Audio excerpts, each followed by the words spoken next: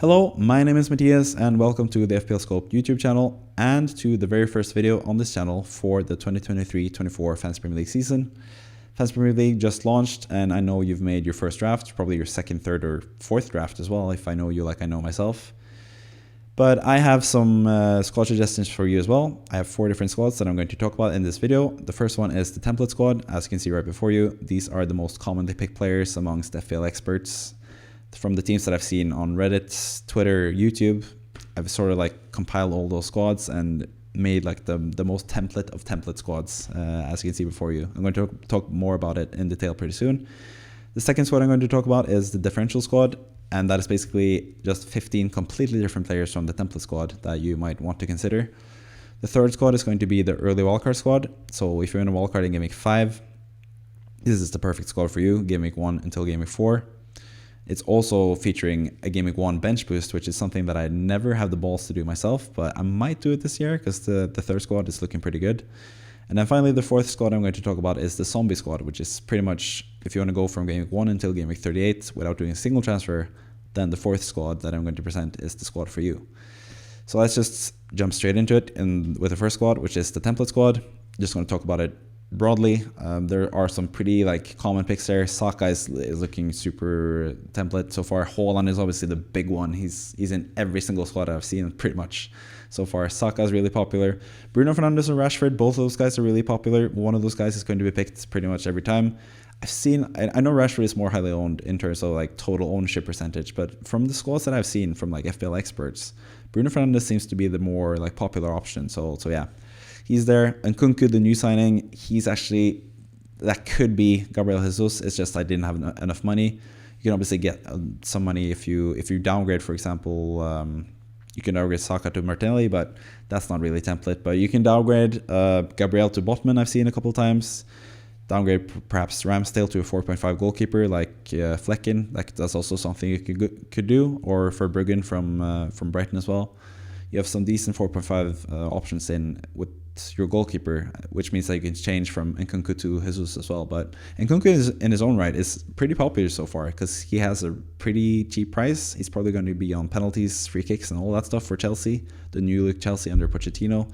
So I think personally Nkunku is a really good pick, but I think Jesus is also a fantastic pick as well. So yeah, there's a lot of good players to pick from. So obviously one key decision is whether you want to go with Trent Alexander-Arnold or if you want to go with Mohamed Salah. Both guys are pretty popular, but fitting in both of them next to guys like Saka and Rashford, Fernandes and Haaland is going to be pretty expensive, so it's going to be really tough to do. On the bench, you have pretty much just fodder. You have Mbeumo, who's been one of the biggest bandwagons before the season or before the game launched. Mbeumo has been one of the most popular players to choose from. And yeah, other than that, it's pretty much just the cheapest guys available. We have 2 separate 4.0 defenders that are of interest. One of them is Jordan Bayer for Burnley. I think personally that he's going to be the template pick come the start of the season. He's just as nailed as Bell for Luton as well, but he plays for a better defense. So I think Bayer is going to be the most favorite option eventually, so that's why he's in the template squad, even though I've seen Bell more in the template squad so far, but I think Bayer is going to be the template pick eventually. Then we have Cameron Archer, gotta mention him. He's always in these squads before he gets loaned out right before the season.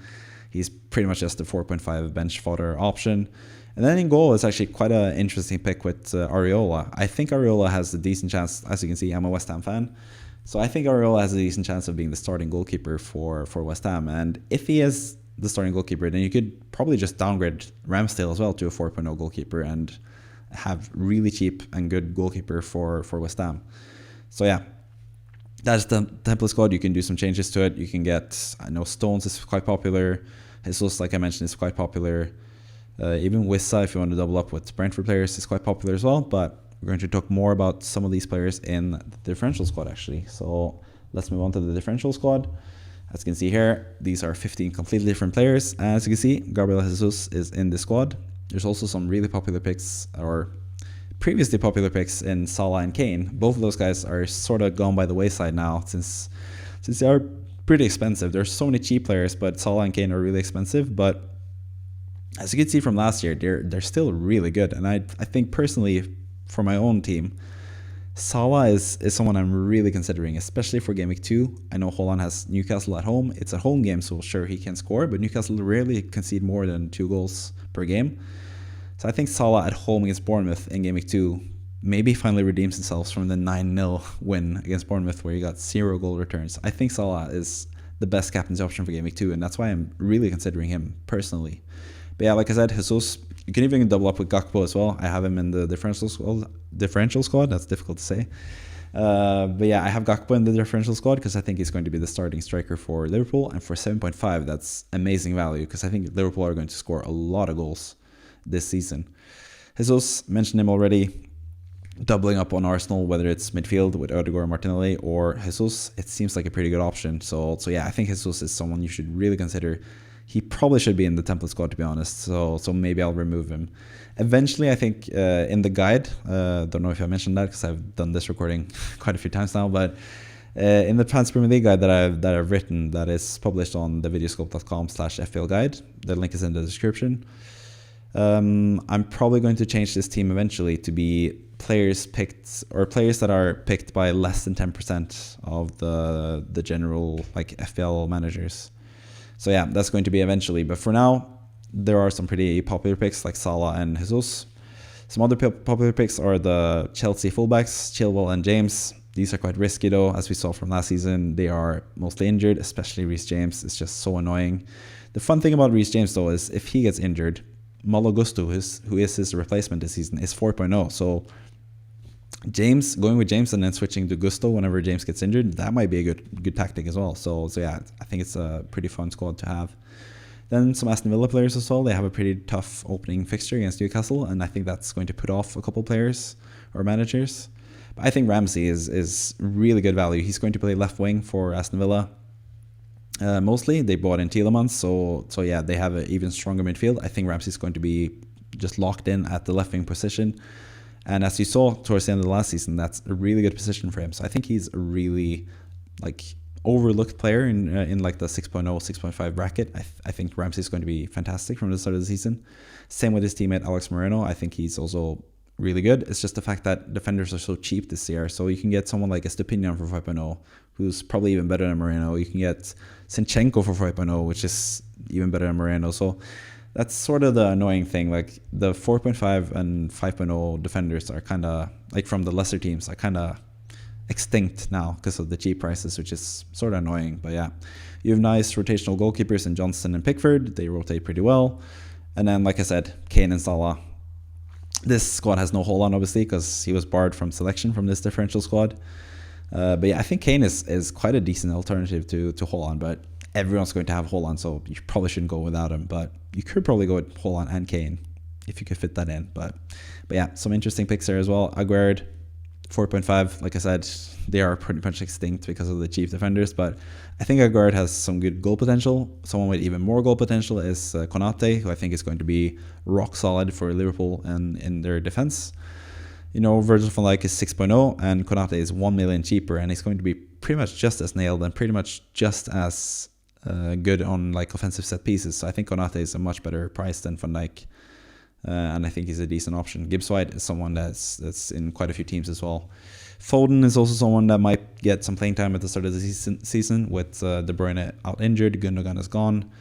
So Foden might be getting some early minutes. And if Foden plays, he's super good. It's just, personally, I'm probably going to stay away from City players apart from Haaland. But yeah, I think this is also a pretty fun squad. Probably not the best squad to have. I don't think you should copy these players, or this squad, I should say, entirely. But some of these players you should really consider.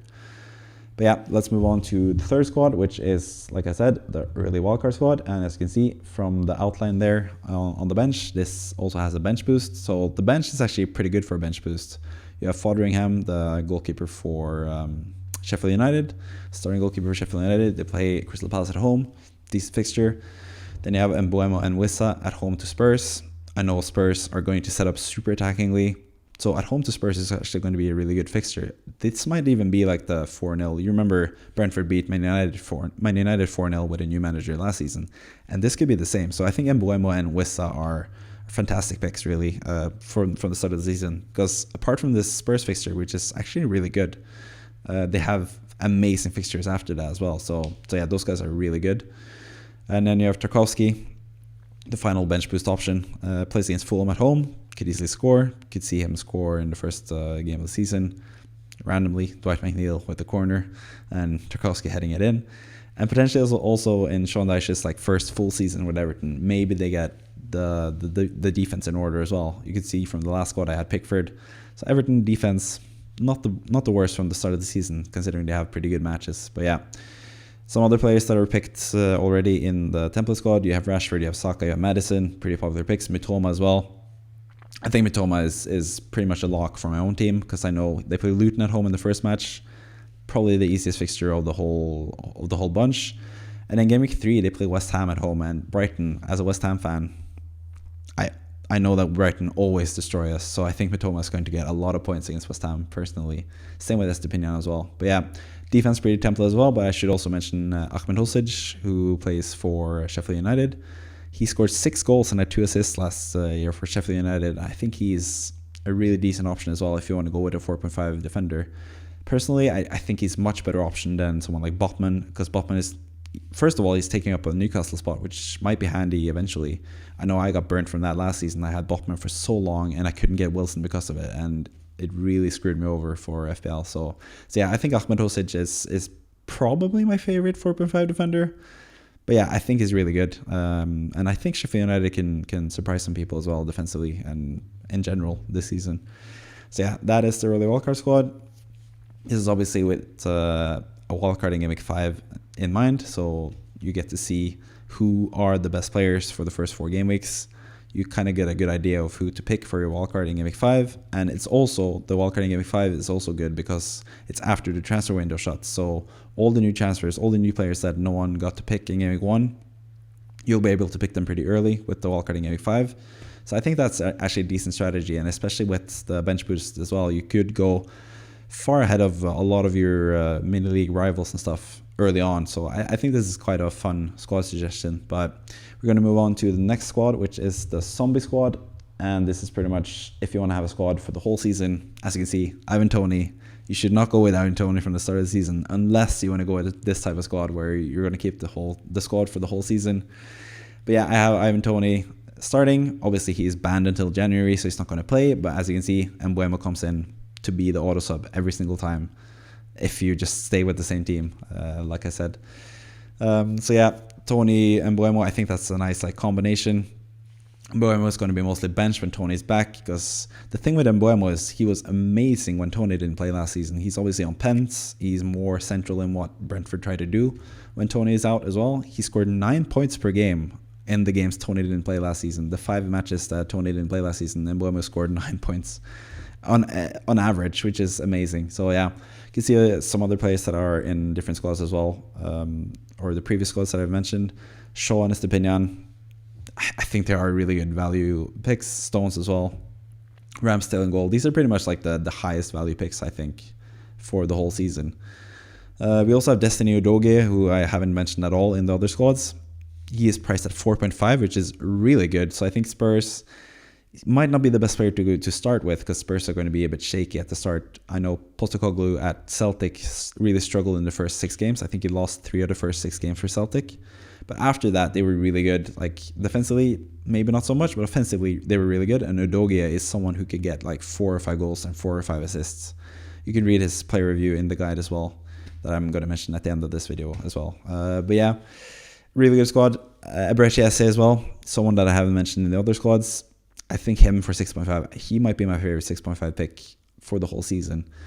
And Mbeumo's really, really good for the start of the season, especially with the early fixtures. Eze has pretty good early fixtures as well, but I think Eze, the way he broke out under Roy Hodgson last season, I feel like he should be more expensive than 6.5. So Eze is someone that I'm really considering myself as well. Then we have Nkunku as well, the new boy for Chelsea. I haven't really talked that much about him, but he was the top scorer in Bundesliga last season with only 16 goals to be fair, but I think he only played 25 matches or something and got 6 assists. It's going to be on penalties, free kicks, corners probably for Chelsea as well, who really need a new direction now with Pochettino and with so many players leaving as well. So yeah, I think Nkunku is a really fun option. On the bench, we have sort of explosive players. Konate, I think he's going to get a couple of 15-pointers this season. He was really close to scoring a couple goals last year. I remember especially against Arsenal, the fantastic save from Ramsdale, who's the goalkeeper in this team, incidentally. But yeah, Konate is a really big goal threat as well. So I think he's going to be getting a lot of huge scores. So maybe if you're lucky, he's going to get in from the bench at the end of the season. I also have Martinelli rather than Saka, which is kind of like a play on like the high ceiling of Martinelli. Like Martinelli might not play as many games as Saka, and that's why I think Saka is the more secure option to go with. But I think Martinelli has a higher ceiling in terms of double-digit hauls and that kind of stuff. So that's why I've sort of picked him rather than Saka. Also because I had to get the 0.5 cheaper that Martinelli is compared to Saka. I had to get in the squad because I didn't have enough money.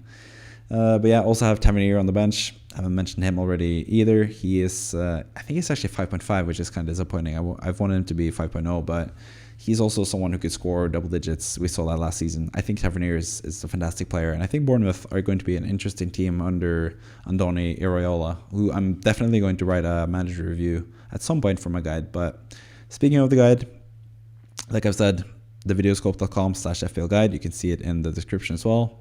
Hopefully you've came to this video from the guide as well, because I know the guide is getting a lot of traffic all across the world. So hopefully you can join the FPLScope YouTube channel. You can subscribe even. You can't join as a member yet. That's going to end up coming up eventually as well. But what you can do is join the mini league.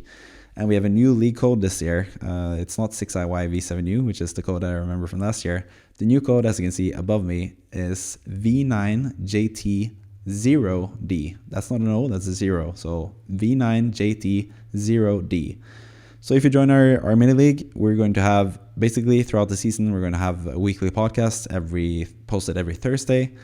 And in that podcast, we're going to have the manager of the week. So the best manager from our league every week is going to be featured. We're going to talk about your past game week that was so good, and we're going to talk about the next game week, what you should do for the future as well. So that's going to be coming up throughout the season.